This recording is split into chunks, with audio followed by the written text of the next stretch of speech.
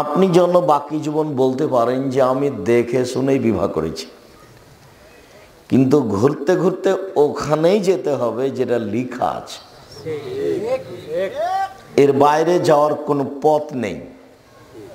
পৃথিবী সৃষ্টির 50,000 বছর পূর্বে ভাগ্য লেখা হয়েছে, মায়ের পেটে যেদিন 4 মাস সেটাকে পুনরায় লেখা হয়েছে।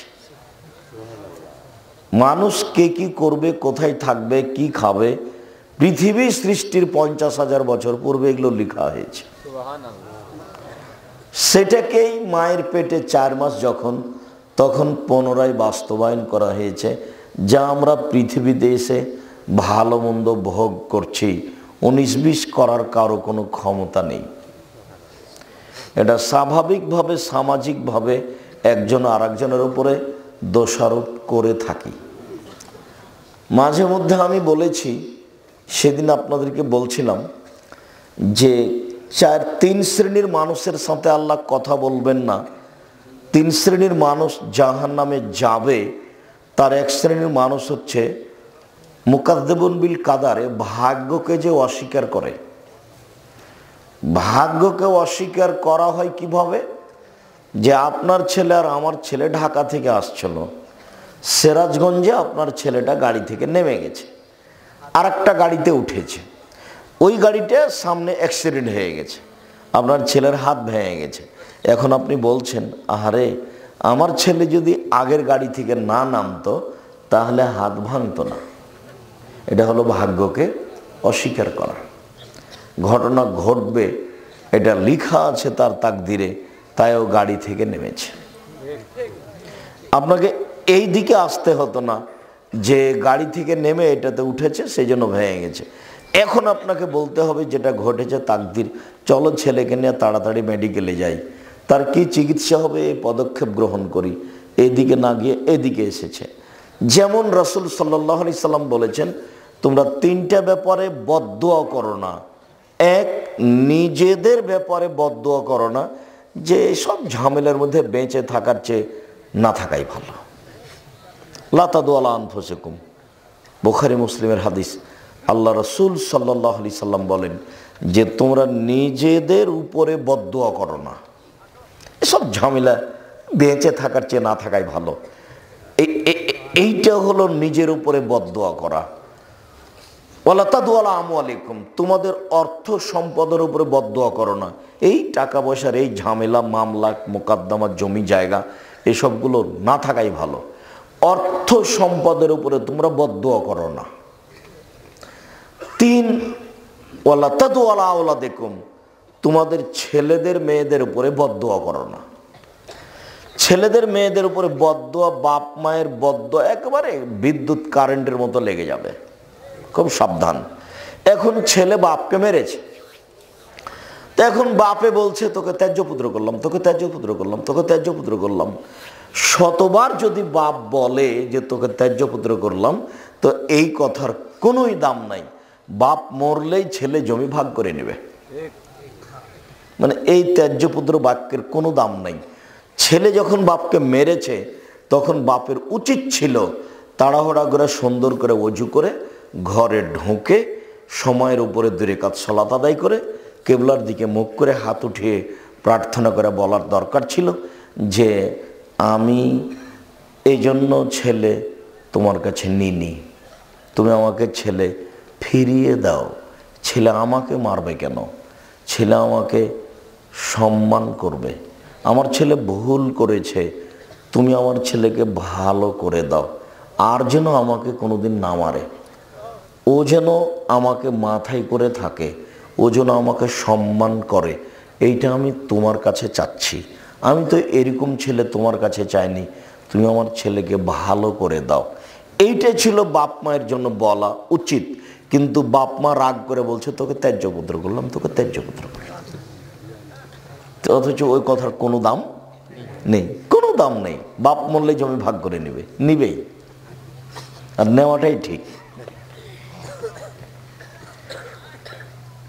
পৃথিবীতে বাপ মাকে মানে না যারা, তারা জান্নাতে যাবে না, এ কথা ঠিক। কিন্তু বাপ মা ছেলে মেয়েকে গালি দিবে, বদদুয়া করবে, এটা নয়। যে তখন আপনাকে আমি একটা দেখিয়েছি যে তাৎক্ষণিক দেখেন, বাপ মায়ের দোয়া দেখবেন একবারে তাৎক্ষণিক, হাতে হাতে। 3 জন মানুষ বাল্য অবস্থায় 3টা বাচ্চা দুধ খাওয়া অবস্থায় কথা বলেছে। তার একজন হলেন ঈসা আলাইহিস সালাম, আর একজন হলো জোরায়েজের সপক্ষে একটি দুধের বাচ্চা। জোরায়েজ আজ থেকে নিয়ে হাজার হাজার বছর আগেকার লোক, বানি ইসরায়েলের কাহিনী, খুব বেশি ইবাদত করত। সে তার গির্জাঘরে ইবাদত করছিল। ফাজাআতহু উম্মুহু, ইতিমধ্যে তার মা তার কাছে আসলো। ফাদাআতহু, তার মা তাকে ডাকলো। তখন ও বলছে, আবু উসাল্লি আম উজিবহা, আমি এখন সলাত আদায় করব না মায়ের ডাকে সাড়া দেব? এইটুকু দেরি, ভাবতে ভাবতে একটু দেরি হয়ে গেছে যে কি করি, মায়ের ডাকে সাড়া দিব না সলাত আদায় করব, কি করি? একটু দেরি হয়ে গেছে। একটু দেরি হতেই মা খেপে গিয়ে বলছেন, আল্লাহুম্মা লা তুমিতু জুহাল মুমেশাত, আল্লাহ তুমি এই ছেলের মরণ দিও না পতিতালয়ের মহিলার মুখ দেখা পর্যন্ত। এর জন্য একজন পতিতালয়ের মহিলার সাথে একটা সম্পর্ক, দুর্ঘটনা ঘটে যায়, তারপরে যেন ওর মরণ হয়। ও আমার সাথে কথা বলতে দেরি করলো কেন? মা ফিরেই যায়নি। ফাজাআতহু ইমরাতুন ফাদাআতহু, হঠাৎ একটা মহিলা এসে তাকে বলছে, তুমি আমার সাথে জেনায় লিপ্ত হও।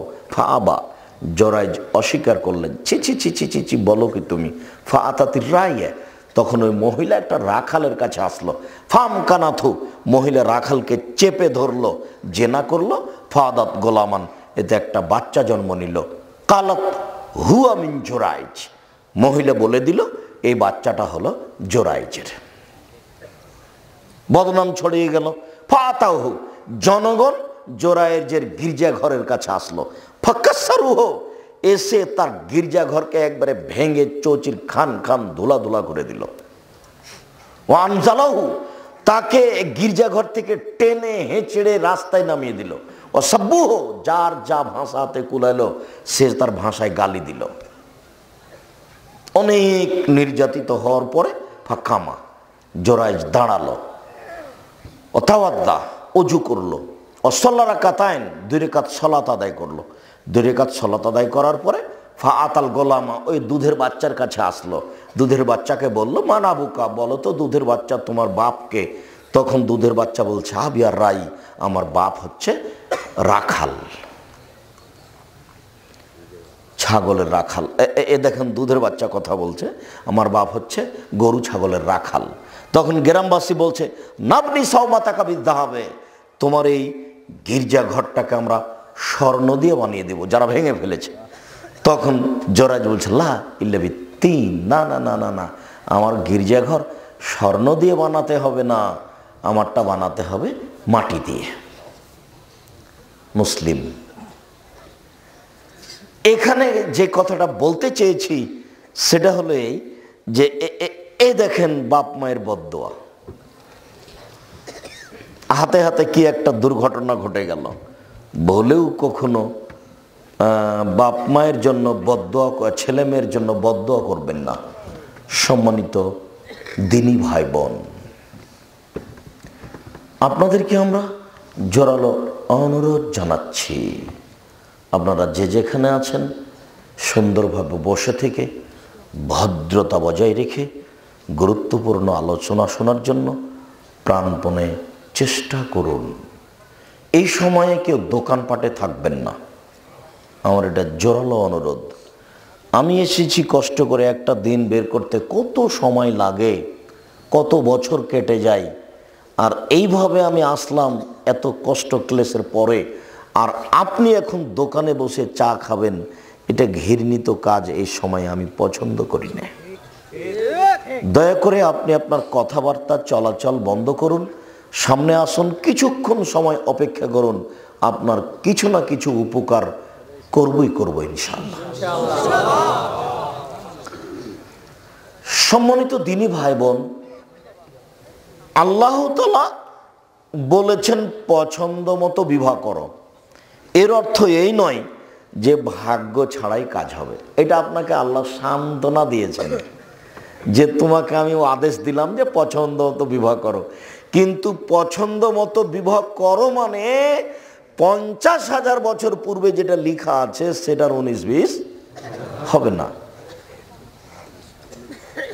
কাজেই ছেলের বিরুদ্ধে বদদোয়া করবেন না। ছেলে মেরেছে, ভুল করেছে, আপনি পাল্টা আল্লাহর কাছে হাত তুলে দোয়া করেন, আল্লাহ আমার ছেলে আমাকে মেরে ভুল করেছে, তুই আমার ছেলেটাকে ভালো করে দাও। ওজনে এসে আমার পা ধরে বলে, আব্বা ভুল হয়েছে, আমাকে মাফ করেন। আর এরপর থেকে সবসময় যেন আমাকে শ্রদ্ধা দেখিয়ে চলে। আল্লাহ তাআলা বলছেন, ফানকিহুহুন্না বিইজনি আহলিহিন্না, তোমরা মেয়েদেরকে বিবাহ করো তার অভিভাবক মালিককে বলে, বাপকে বলে। এটা আল্লাহর জোরালো আদেশ। এই আয়াতের ভিত্তিতে আমাদের নবী মুহাম্মদ সাল্লাল্লাহু আলাইহি সাল্লাম বলেছেন, আইয়ু ইমরাতিন নাকাহাত বেগাইরে ইজনে ওয়ালিহা, যে কোনো মেয়ে যদি বাপের অনুমতি ছাড়া বিবাহ বসে, ফানিকাহুহা বাতিল, ফানিকাহুহা বাতিল, ফানিকাহুহা বাতিল, ওই বিবাহ বাতিল, ওই বিবাহ বাতিল, ওই বিবাহ বাতিল, কোর্টের বিবাহ বাতিল। কিয়ামত পর্যন্ত সময় থাকলো কোনো মায়ের বেটা কথা এইভাবে উল্টে ধরতে পারবে না। যদি ধরে তাহলে বলবে যে আমাদের ফেকাতে লেখা আছে, এইভাবে বলতে হবে। যে কোনো মেয়েকে যদি বলে এটা আমার বউ, দুইজন সাক্ষী, বিবাহ হয়ে গেছে, এটা লেখা আছে ফেকাতে। কিন্তু আল্লাহর নবী মুহাম্মদ সাল্লাল্লাহু আলাইহি সাল্লাম বলেছেন, বাপকে না বলে যদি বিবাহ করে তাহলে সে বিবাহ বাতিল, সে বিবাহ বাতিল, সে বিবাহ বাতিল। কথাটি আল্লাহর নবী 3 বার বলেছেন জোর দিয়ে। তবুও হুজুর বলছেন যে চলবে। কি করবেন? করেন, কিছু করার আছে? কোনো পথ নেই। যদি আপনার মেয়ে 7 ছেলের মা হয় তবে ওই বিবাহ হয়নি, আবার বিবাহ পড়াতেই হবে। কোনো পথ নাই, যেহেতু বিবাহ বাতিল। শুধু তাই নয়, রাসূল সাল্লাল্লাহু আলাইহি সাল্লাম বলছেন, লা তুজাব্বিজুল মারাতু আল মারাতা, একজন মহিলা আর একজন মহিলার বিবাহ দিতে পারে না, নিজে বিবাহ বসতে পারে না, বিবাহ দিতে পারে না। ফুফুতে বলছে ভাতিজিকে, ভাইয়ের মেয়েকে, যে তোর আব্বা তো অমুক ছেলের সাথে বিবাহ দিবে না, তুই চলে আয় আমার বাসায়, আমি বিবাহ দিয়ে দিচ্ছি। ওর ফুফু কখন কখন পুরুষ মানুষ হয়ে গেছে। খালাতে বলছে এই কথা যে তোর বাপ তো বিবাহ দিবে না, তুই আমার বাড়ি চলে আয়, আমি বিবাহ দিয়ে দিচ্ছি। খালা এখন দায়িত্বশীল হয়ে বিবাহ দিয়ে দিচ্ছে বোনের মেয়ের। কত সাহস খালার! কথাটা ওইরকমই হয়ে গেল যে ওই যে মাঝে মধ্যে আপনাদের সামনে বলতে থাকি যে ঢাকা হাজি ক্যাম্পে পৌঁছিলাম, তখন দেখছি একজন মাওলানা সাহেব অনেক বড় পাগড়ি মাথায় বেঁধে বলছেন, আপনারা বলেন লব্বাইক আল্লাহুম্মা লব্বাইক, লব্বাইক লা শারীকা লাক লব্বাইক, ইন্নাল হামদা ওয়ান নি'মাতা লাকা ওয়াল মুলক লা শারীকা লাক। আল্লাহ তোমার দরবারে উপস্থিত, আমি তোমার দরবারে উপস্থিত, প্রশংসা তোমার, অনুগ্রহ তোমার, রাজত্ব তোমার, কোনো শরীক নাই তোমার। এই দোয়া পড়াচ্ছে। তা আমি বলছি, ইমাম সাহেব এইটা এখানে বলাচ্ছেন কেন? এটা তো ইয়ালামলামে বলতে হবে। বিমান জিদ্দায় নামার 15-20 মিনিট পূর্বে বৈমানিকের পক্ষ থেকে বলা হবে আপনারা এহরাম বাঁধুন, তালবিয়া পড়ুন। তখন আপনার মুসাইল লোকেরা বলবে লাব্বাইক উমরাতান, আমি উমরার জন্য উপস্থিত, লাব্বাইক আল্লাহুম্মা লাব্বাইক, লাব্বাইক লা শারীকা লাক লব্বাইক, ইন্নাল হামদা ওয়ান নি'মাতা লাকা ওয়াল মুলক লা শারীকা লাক। তো আপনি এখানে বলছেন যে, তখন আমাকে বলছে যে বাড়ি থেকে বললে হবে যে মোহাম্মদ সাল্লাল্লাহু আলাইহি সাল্লাম বলেছেন ইয়ালামলাম, মোহাম্মদ সাল্লাল্লাহু আলাইহি সাল্লাম মানতে হবে, ঠেকা বেঁধেছে, আমি মানুষ নয়, আমারটাও চলে। তো বাড়ি থেকে বলছে চলে, তো যার যেখানে মন সে সেখানে বলুক যে চলবে, যেহেতু মোহাম্মদ সাল্লাল্লাহু আলাইহি সাল্লাম দিয়ে কাজ হলো না, সবারটাই যখন চলবে তো ঠিকই আছে, যার যেখানে প্রয়োজন হবে সে সেখানে এহরাম বাঁধবে। মোহাম্মদ সাল্লাল্লাহু আলাইহি সাল্লাম দিয়ে তার হলো না, তো ঠিকই মোহাম্মদ সাল্লাল্লাহু আলাইহি সাল্লাম নাকচ করে দিয়েছেন যে বাপ ছাড়া বিবাহ হবে না। এখন খালা বলছে যে ওটা মোহাম্মদ সাল্লাল্লাহু আলাইহি সাল্লাম বলেছেন, আমি তো খালা, আমি পারবো না, খালা বিবাহ দিয়েছে। আল্লাহ বলছেন যে মেয়ের অভিভাবককে বলে বিবাহ করো, তারপরের বাক্যে বলছেন অতুহুন্না উজুরাহুন্না বিল মারুফ, ভালোভাবে মোহরটা দিয়ে দাও। বাকি মোহরে বিবাহ জায়েজ, কিন্তু মোহর দেওয়া লাগবে না এটা কোথায়? মরার সময়তে বলছে যে 10 কাঠা জমি তোমাকে দিয়ে দিলাম, এগুলো নয়। মোহর নগদ দেন আর 10 দিন পরে দেন, তাড়াতাড়ি দেন। যদি এবার আপনাদের বলছি, এই ছেলেরা শোনো, তোমার বাপ যদি মোহর না দিয়ে মারা যায়, তাহলে তোমার বাপের পক্ষ থেকে তোমাকে তোমার মাকে মোহর দিতে হবে। এটা তোমার বাপের ঋণ কর্জ বাকি থেকে গেছে। তোমরা যদি তোমার বাপের মোহর তোমার মাকে না দাও, তাহলে বিচারের মাঠে তোমার মা তোমার বাপের নেকি নিয়ে নেবে, কোনো পথ নেই। বিচারের মাঠে তখন তোর বাপ তোমার টাকা পাবে না। তোমার বাপ বিচারের মাঠে টাকা পাবে? টাকা পাবে না। তোমার মার হাত ধরে ক্ষমা নিলে হবে? ওখানে বিচারের মাঠে হাত ধরে ক্ষমা চলে না। তাহলে কিভাবে বিচার হবে? বিচার হল নেকি দিয়ে বোঝাতে হবে যে নেকি যে নেই, তো বলছে ওই পরিমাণ পাপ নিয়ে নিতে হবে। বিচার এইভাবেই রাসূল সাল্লাল্লাহু আলাইহি ওয়াসাল্লাম সমাধা করে দিয়ে গেছেন যে বিচারের মাঠের বিচার এইভাবে হবে। তা আপনাকে আমি একটা থাপ্পড় মেরেছি, রিক্সাওয়ালা আপনি, তো এখন বিচারের মাঠে আপনার তো আমি হাত ধরে ক্ষমা নিনি, এখন কিয়ামতের মাঠে উপস্থিত, তো রিক্সাওয়ালা বলছে আমাকে থাপ্পড় মেরেছে, এখন আমি কি দিয়ে পরিশোধ করব? এখন তো আর বলতে পারছি না রিক্সাওয়ালাকে ভাই আমার ভুল হয়েছে তুমি মাফ করো, এটাও তো চলে না। কি করতে হবে? এখন রিক্সাওয়ালা আমার নেকি নিয়ে নিবে, তা আমার নেকি নেই, তো রিক্সাওয়ালার কিছু পাপ আছে, তো ওই নেকি পরিমাণ পাপ ওরটা আমি নিয়ে নিব। এটা হলো বিচার। হাদিস বুখারী মুসলিম। মোহর দিতে বাধ্য, যদি শেষ পর্যন্ত তুমিও না দাও তোমার বাপের মোহর, তাহলে বিচারের মাঠে তোমার মা তোমার বাপের নেকি নিয়ে নেবে। আল্লাহ বলছেন টাকা দিয়ে বিবাহ করো, আর তোমরা, এটা বগুড়া, তো বগুড়া, জয়পুরহাট, লালমনিরহাট, নীলফামারী, কুড়িগ্রাম, পঞ্চগড়, ঠাকুরগাঁ, জয়পুরহাট, এইসব ডিস্ট্রিক্টের মানুষ প্রায় বেশিরভাগই আমার জানা অনুপাতে শ্বশুরের কাছে টাকা নেই, যৌতুক। তা আল্লাহ বলছেন যে টাকা দিয়ে বিবাহ করো, মানে মোহর দিয়ে।